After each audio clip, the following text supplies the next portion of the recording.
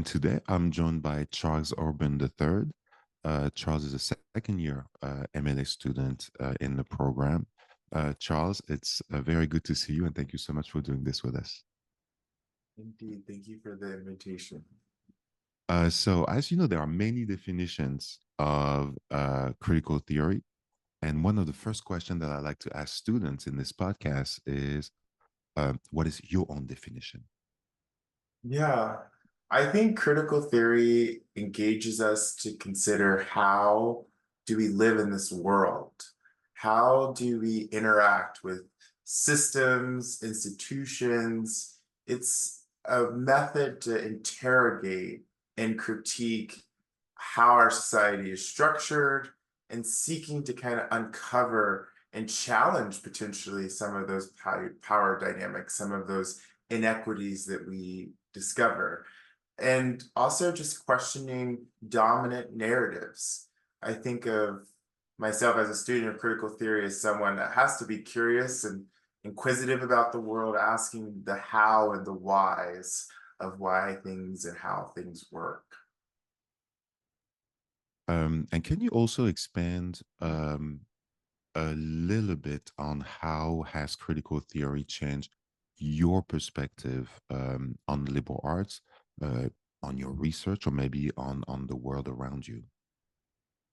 Yeah, I think it's really fascinating. I think even in your class where we use Shrek, the movie Shrek, to analyze Marxism, and how there are themes of that in just pop culture, right? Like it's embedded into so much of what we consume and how we are as human beings on this planet.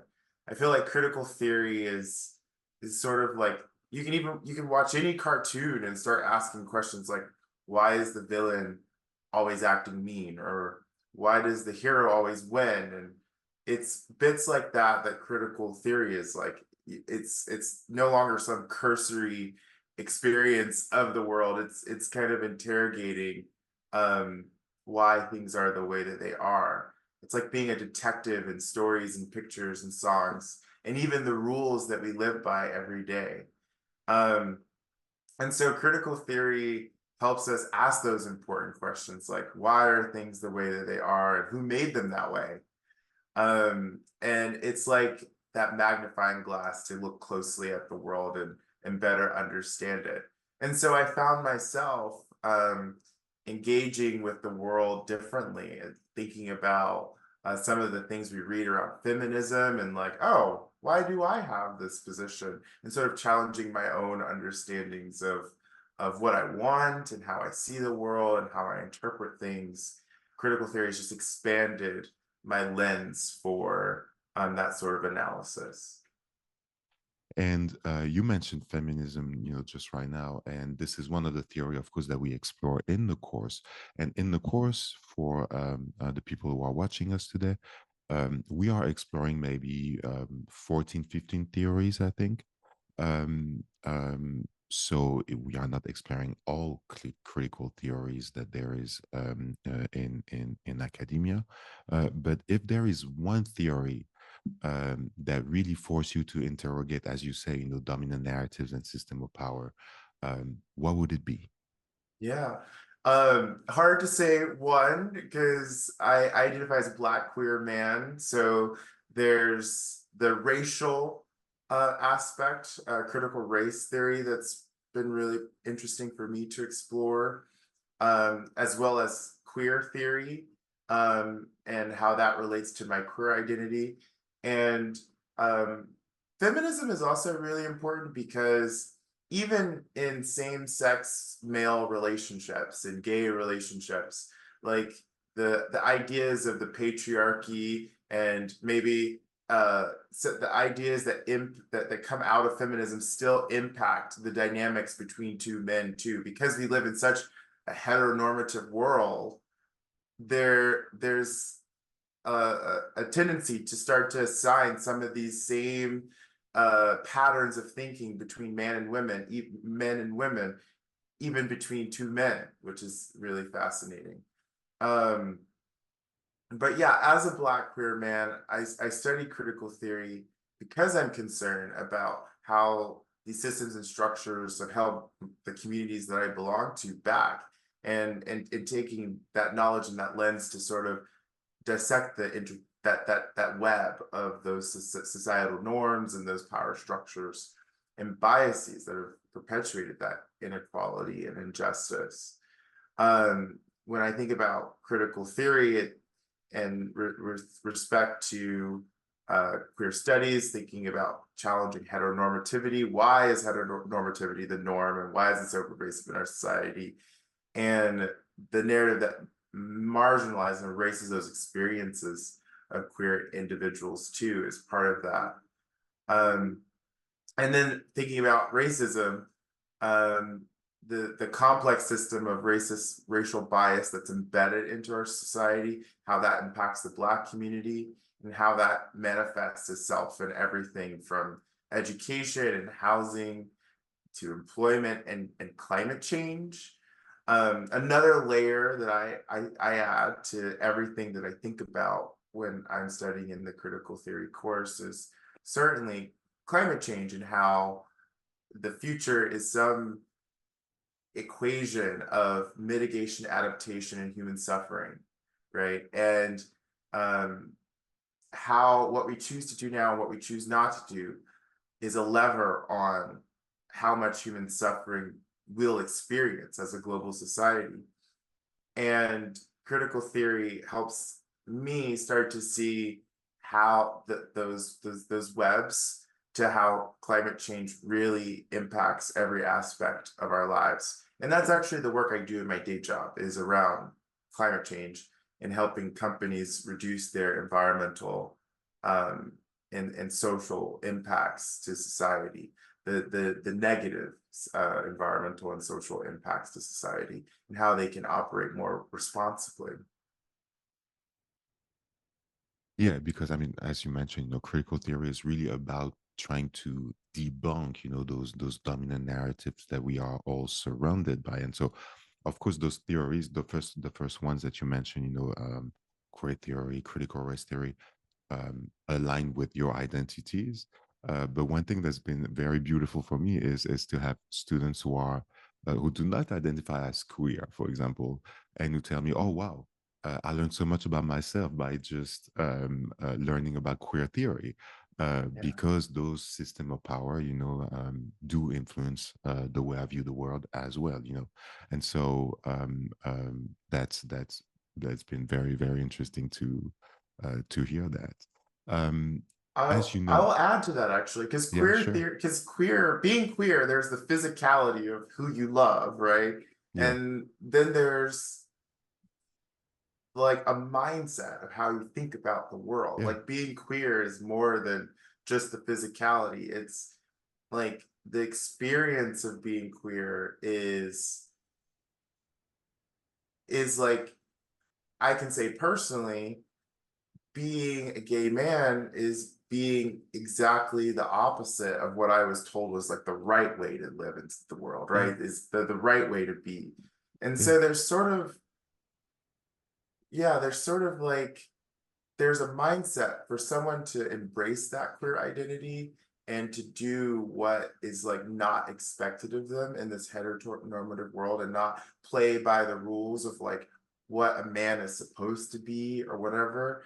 That there's a mindset that starts to develop, and that's different than straight people, because they're definitely challenging and living in a space and existing in a space that's like not popular, and then they have to find community. We have to find community around that. And so that, like, queer theory is informed by what happens and how does someone think about the world when that identity has shaped also the way they think about the world of as course, well. yeah, yeah, yeah. And I mean, and one of the argument in queer theory actually is we are all queer, and there's always a part of us Or we that could is all choose queer. to be queer. Yeah, yeah, and so this is it's really an argument that's very just like the main argument in critical race theory is uh, racism is a system. and therefore we are all impacted by it, right? And so yeah, so it's very important, to hear all those different voices, and at the same time, there are identities or individuals that I thought would not have been impacted, by those theories, who end up being. So it's very important also to mention that. Um, One thing that I wanted to ask you, Charles, is, as you know, so we study 12, 13 theories, and this is, by any means, it's not all the critical theories that there is out there. So at the end of the course, I'm asking you, the students, to pick one theory that you really would like to explore and share more with the students. And so I'd like to ask you, what is it that you choose, and why? I chose neoliberalism. Yeah. Um, to be completely honest, um, I remember being in high school, college, and then someone saying neoliberalist, and I was like, "Oh, that sounds like a fancy word, and I don't really know what it is." And then now, as an older, now I that was like 10 years ago, and now I'm like, oh, here's that word again. I still don't really know what it is. So that's one uh reason that I kind of leaned into that. But then it ended up being very appropriate for everything else I talked about with climate change, for example, and how we think about building a world that's more inclusive. Neoliberalism is a political and economic ideology that advocates for the deregulation of industries, free trade and markets, and it's a prioritization of those private enterprises, and views competition as a fundamental mechanism um, for economic prosperity and societal growth.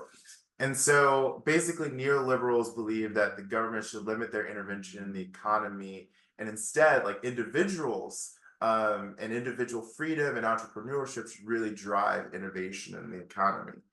And so I think like we're currently at a situation in the world where there's conflict in the Middle East. And US funding of the Israeli military can be viewed through various political and strategic lens, but it's not a direct example of neoliberalism. However, one can start to argue that the role of the military industrial complex is a dimension to this issue, because private corporations do play a significant role in the military industrial complex. Um, I was just listening to the NPR Politics podcast, and they just did this piece about Boeing and the relationship between Boeing as the US's, they claim to be the US's largest private global exporter.